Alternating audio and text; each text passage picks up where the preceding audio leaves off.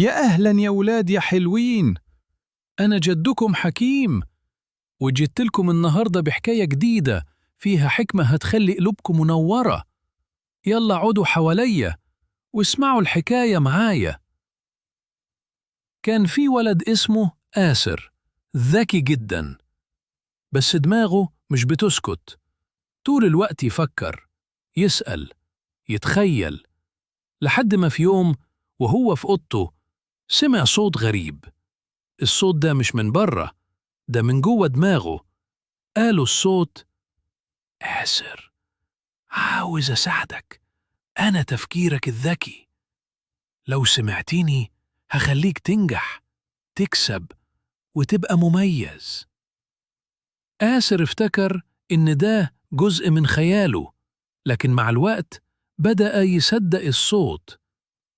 كان يقول له يذاكر، فكان يذاكر، بس بعدين بدأ الصوت يطلب حاجات أغرب. ما تردش على أصحابك، هم مش في مستواك.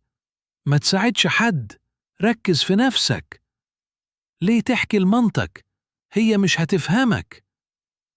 وبدأ آسر يتغير، يبعد عن الناس، يبعد عن أهله، ويبقى لوحده تماما.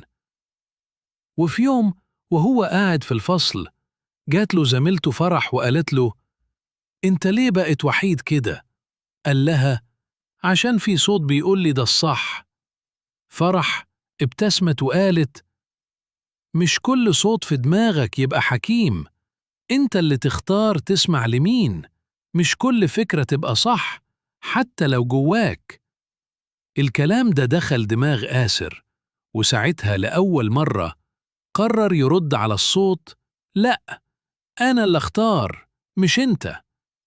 ومن اللحظة دي بدأ آسر يرجع لطبيعته، فاهم إن التفكير مش دايما صديق إلا لو إحنا اللي بنقوده. عقلك مساعد مش سيد، والصوت اللي جواك اسمعه، بس ما تمشيش وراه من غير ما تفكر. وخلصت حكايتنا يا ولاد. لو عجبتكم القصة ما تنسوش تعملوا لايك للفيديو وتشتركوا في القناة عشان تتابعوا كل الحكايات الجديدة. أنا جدكم حكيم، وبحبكم كلكم من قلبي.